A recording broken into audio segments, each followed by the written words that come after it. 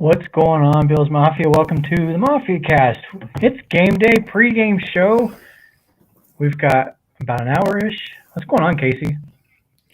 Dude, I'm over here. I told you I was having a sneezing attack like an hour ago, and of course, it's like an hour on the dot in my note, and I am fighting it right now. As soon as we go live on the podcast, the urge comes back.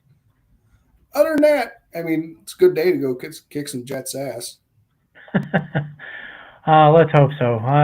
Let's just jump right into the game. So, if you haven't already heard, which I mean you probably have, but most people, it was announced Cook is out, Khalil Shakir is in. What do you think about that? Does this concern you? What are your thoughts? I'm wondering if they're going to use Shakir more as bait to kind of draw the defense towards him a little bit more to kind of free it up Kincaid and Cook. And Curtis Samuel to an extent. You before the show mentioned you'd rather have Shakir in than Cook. In my opinion, I mean the offenses ran through these two players the whole time. You know the whole Yeah. year we saw what the offense looked like last week without Shakir. Cook, he's been so consistent running the ball. He's had really just the one bad week this whole year. He's catching the ball well out of the backfield. I think he's already got 4 touchdowns. He only had 6 last year. But we always see the Bills use all 3 running backs, like no matter what.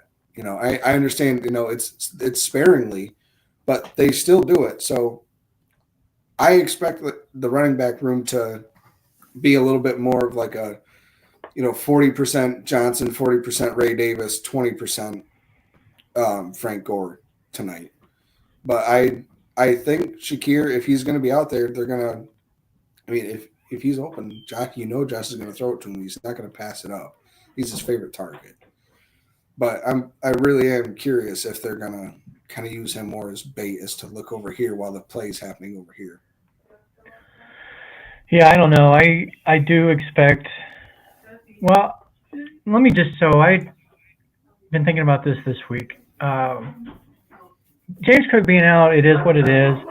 I feel like with our running backs that we have, they're pretty good. As long as the offensive line provides some holes for these guys to run through, I think we'll be fine. We've seen Ty Johnson run.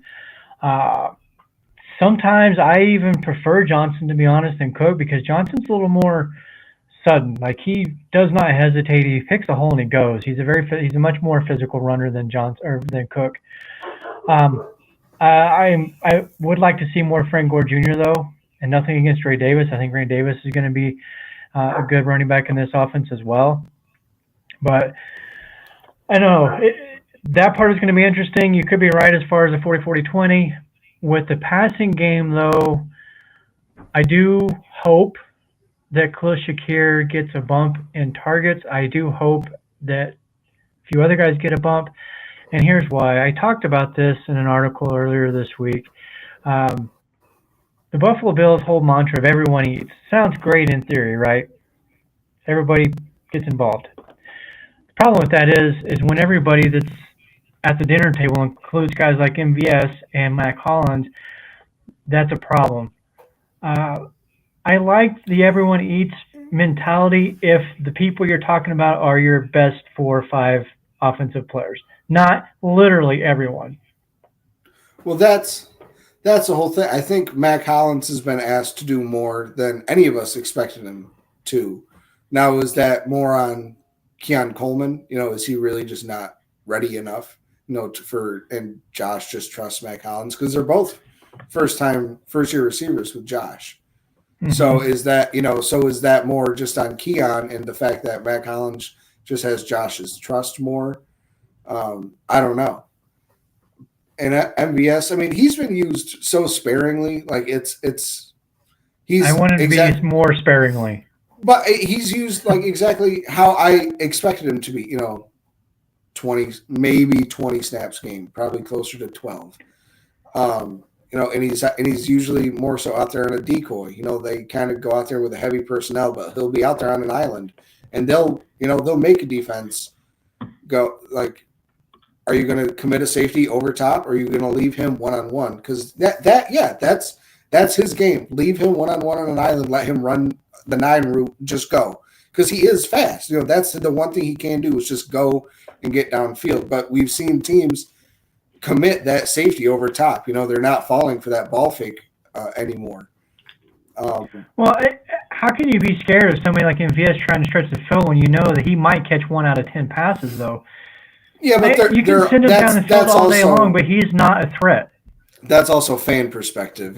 These guys are in the NFL. They're going to respect anybody who's out there, period, point blank.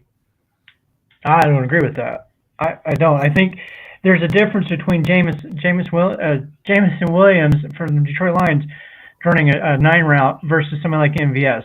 MVS is not going to get the kind of respect that somebody like Williams gets.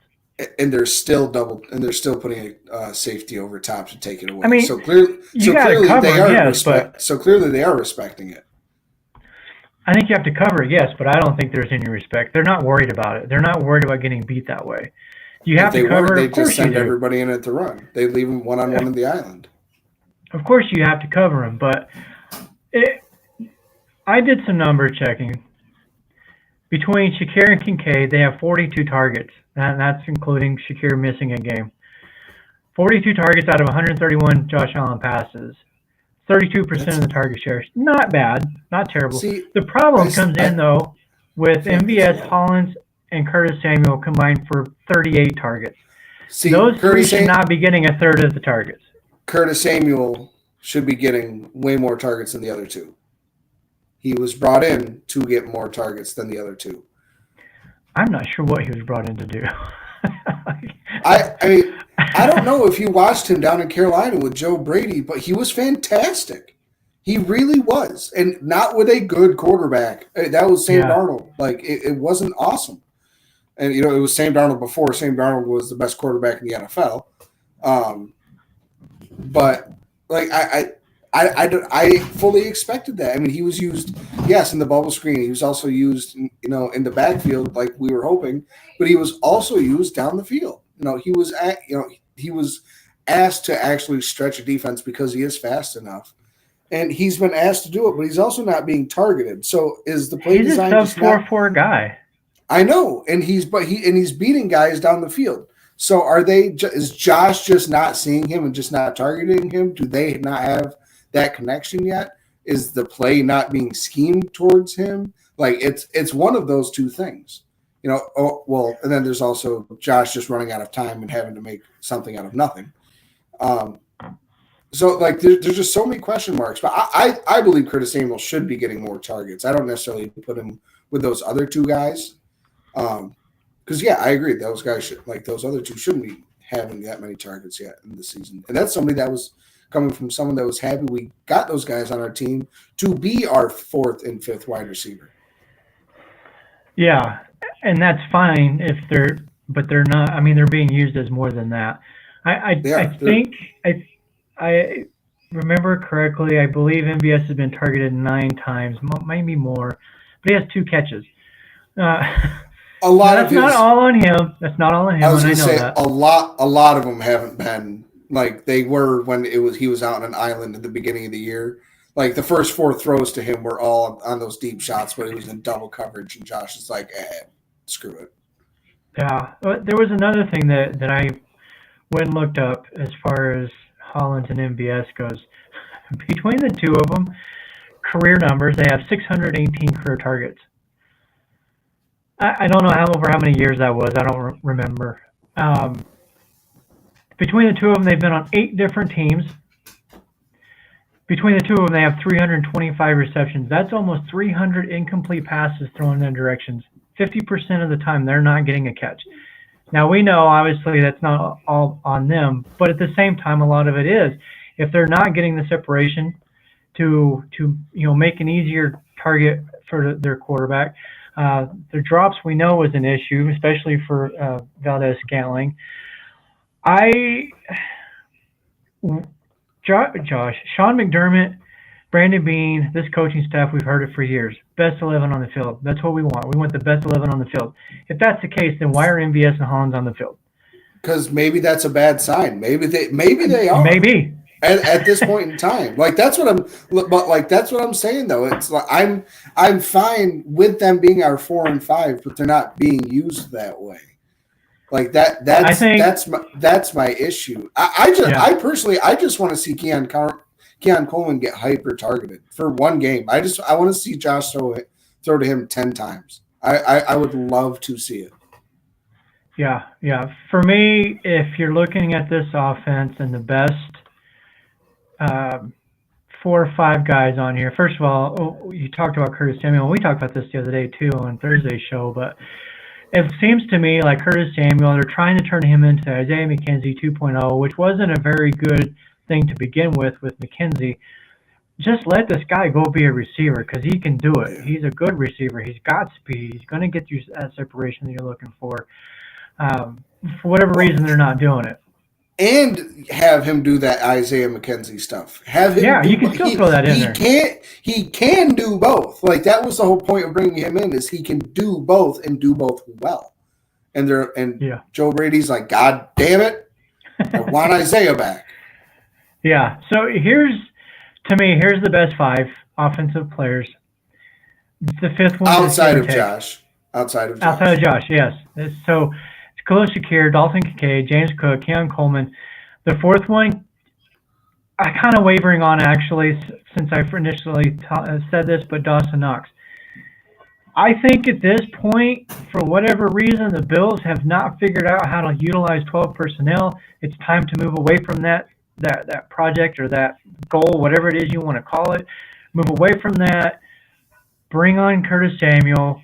Go with 3 wide, Shakir, Kincaid, Coleman, and just stop with the 12 personnel. If you want to throw it in every now and then, fine.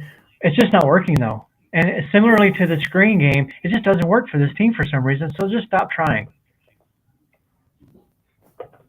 Yep. I agree. All right.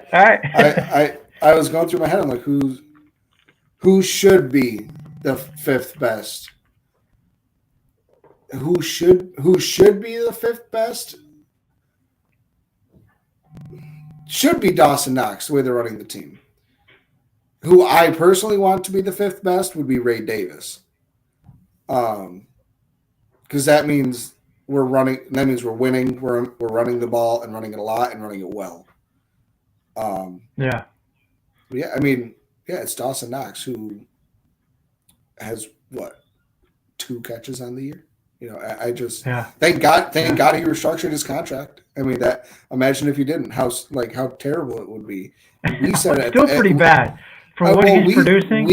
We said it at the time of the contract. We were like, it's a lot of money to give somebody who had one good season. You know, and I understand the bill. We've been starving for a tight end. You know, we lived for the days of Scott Chandler and Charles Clay. And I think we got the same tight end with the same with 2 guys that had the same initials. I truly believe that we have the same tight end. I don't think Dalton Kincaid is this generational talent. If he was, he'd be separating a lot more. I'm not comparing him to Laporta. You know, I'm not.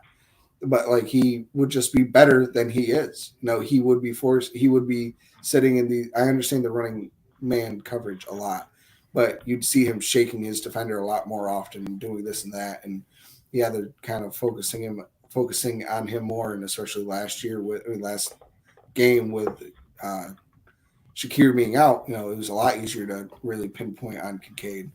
But still, the dude's got to really do something here. He's really got to.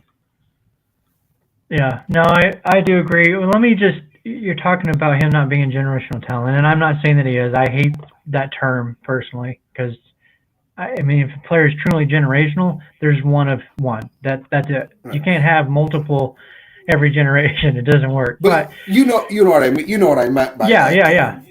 Right, but if you look at, for example, let's take Travis Kelce. In his first year with Kansas City, he played 1 game, no stats, none. I don't know the context of that. I don't know if he was hurt all season long or if he was just a rookie and didn't play much. I have no idea, but he's got 1 game, no starts, no stats. Year 2, 87 targets, 67 receptions, 862 yards, 5 touchdowns. a decent season. Nothing He that was- you're like, oh wow, this guy's a Hall of Famer. He was 27 before he got his first 1,000-yard game or Right. season. Right. So he was 4 seasons into his career before he got his first 1,000. And even that year, he only had 4 touchdowns. He didn't hit double digits until his 29 until he's 29 years old. I'm not only bringing that up again. I'm not comparing him to Kelsey because I don't know what the future holds for Kincaid. Excuse me. But I do think that maybe as a fan base, we did heap a little too high of expectations or too quickly because of Laporta. I even look at the kid over in Kyle Pitts.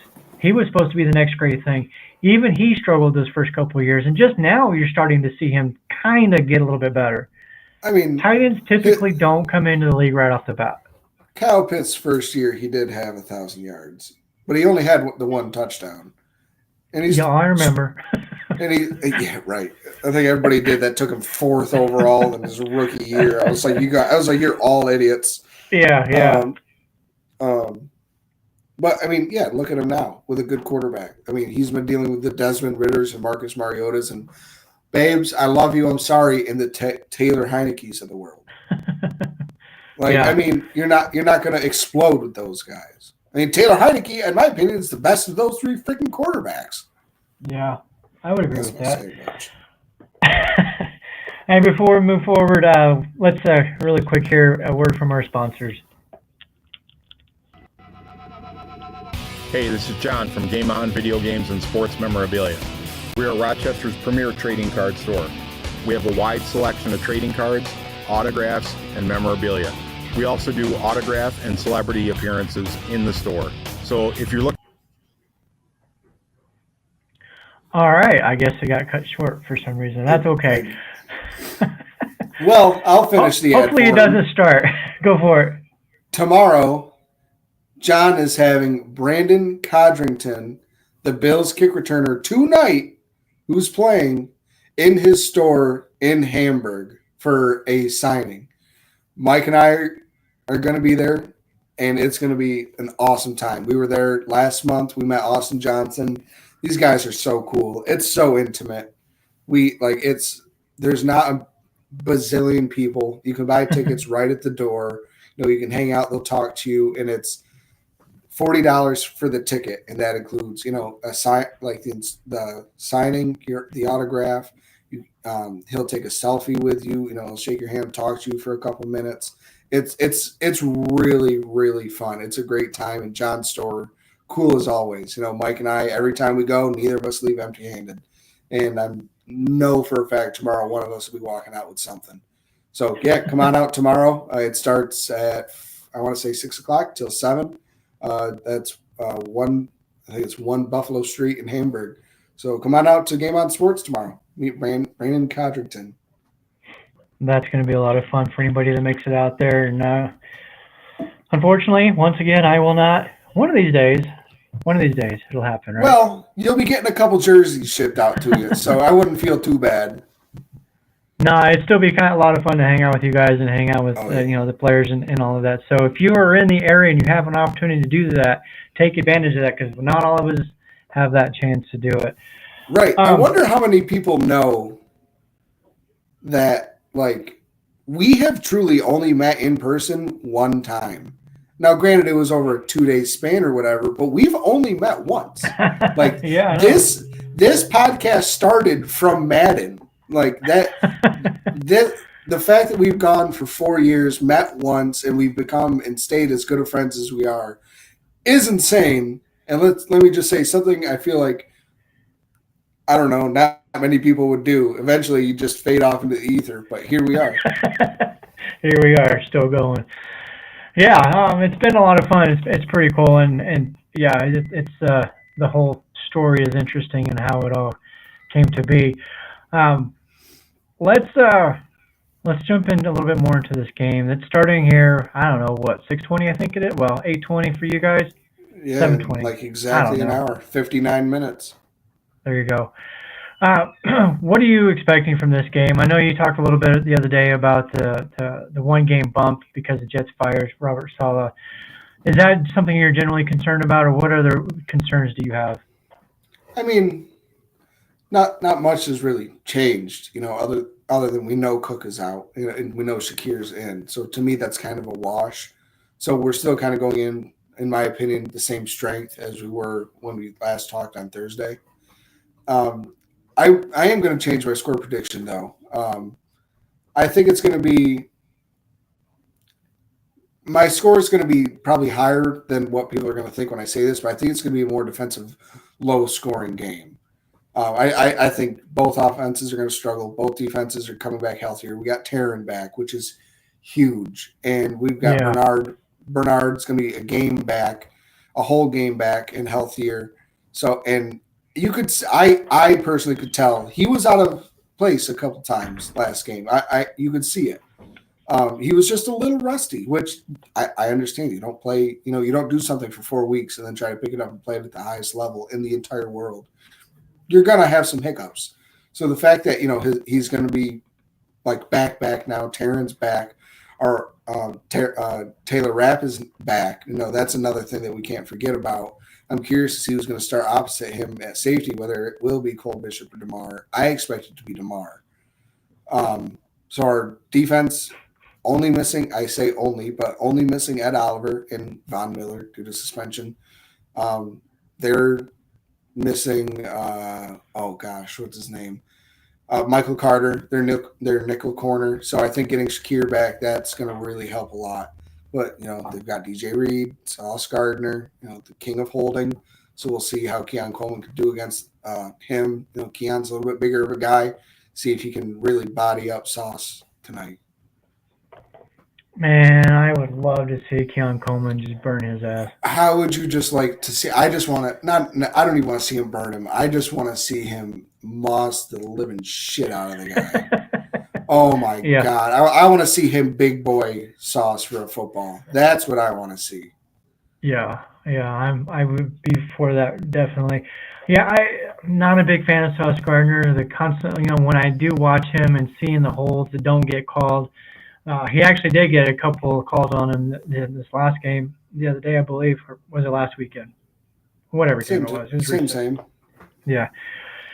But, yeah, it's interesting because I don't remember what your initial score prediction was. I think it was 27-20.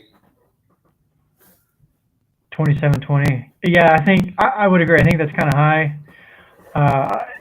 In my score prediction article, I was waiting all weekend to write it because I wanted to hear who was going to be available. I think if Cook and Shakir were both in this game, plus we get Taron Johnson back, it makes a difference. Unfortunately, neither one of them had been announced yet, so I didn't know when I did write it, but I went with a 21-17 score Bills. On our show last week, I said 21-10 Bills. So I don't know. I think this is going to come down to the last second, or maybe not the last quarter. Let me put it that way. I think it's one of those where we get a late touchdown, and then hopefully maybe our defense, stops Aaron Rodgers on their attempt to go ahead at the end of the game. Give me a bold prediction. We didn't do bold predictions Thursday. Give me a bold prediction. I would be lying if I didn't say, first of all, that I was a little nervous about this game. I think we can win it because the Jets suck. We're fortunate. But bold prediction, I actually had 3 of them the other day. Well, I'm trying to find what I said initially. What do you got? I think Groot gets 2 sacks, and I think the Bills win 23-20 in a walk-off. Okay.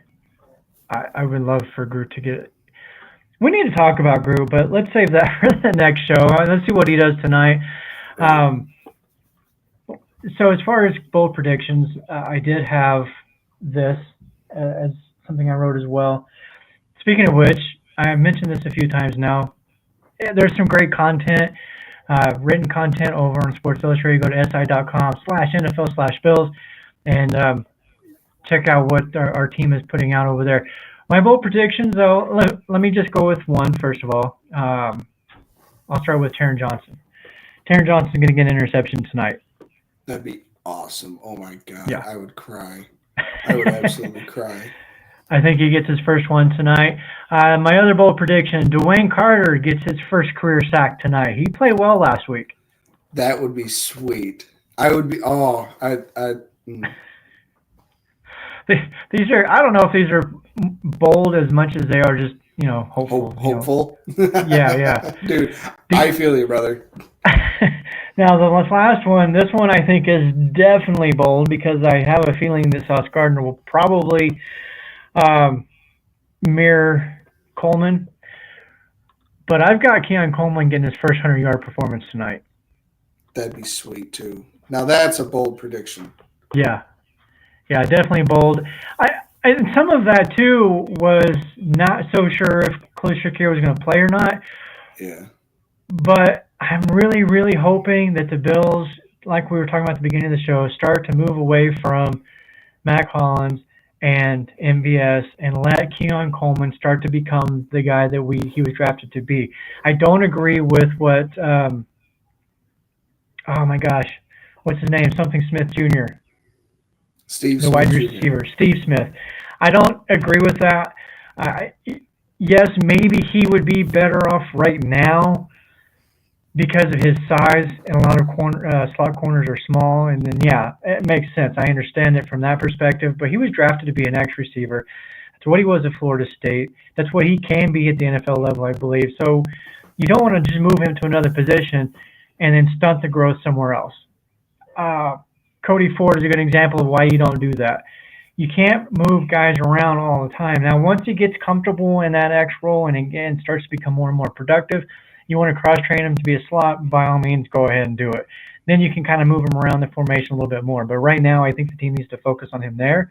And like you said earlier, hyper-target this kid. Let him play. Let him start to learn and really make plays because he's done a good job so far. He's only had, I think, one target that he didn't catch, maybe two.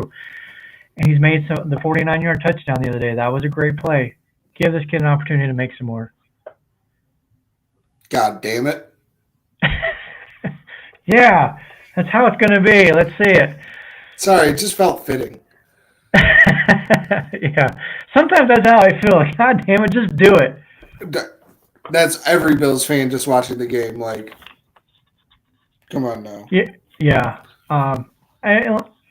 We'll see how tonight goes as far as the coaching staff. I do want to talk a little bit more about the coaches because I've been thinking about it a lot. I know we've talked about it, hit on it a little bit with Coach McDermott and the situation, whether he should or shouldn't go and all of that. I'm still on the train of no, we should, not midseason. Let's just finish out the season. But I do have some other thoughts that I wanted to talk about. We'll save that for next week or our Thursday show. Yeah. I'm trying to figure out what day's what. We need this game to start already. I go Yeah. crazy by this time on a Monday night. If we play on Monday, I can't deal with it. I don't do well just sitting around waiting for the Bills to play on Sunday when I'm watching. I don't like if the Bills aren't playing Sunday. I don't do Sundays well because I just like get kind of twitchy, waiting for them to Sunday play. was boring. It was so boring. At 2 yeah. o'clock, I got on Xbox with my buddies. I'm like, screw it, let's go. Yeah, Like, the games were not much fun. No, fantasy teams either suck or are doing really good, and it's not going to be close either way. So screw it. Let's just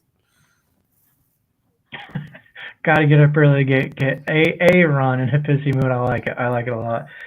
Yep.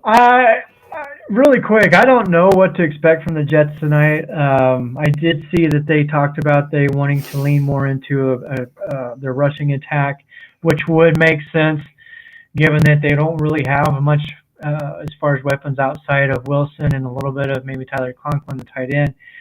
But their running game is where it's at with Breece Hall and Braylon Allen.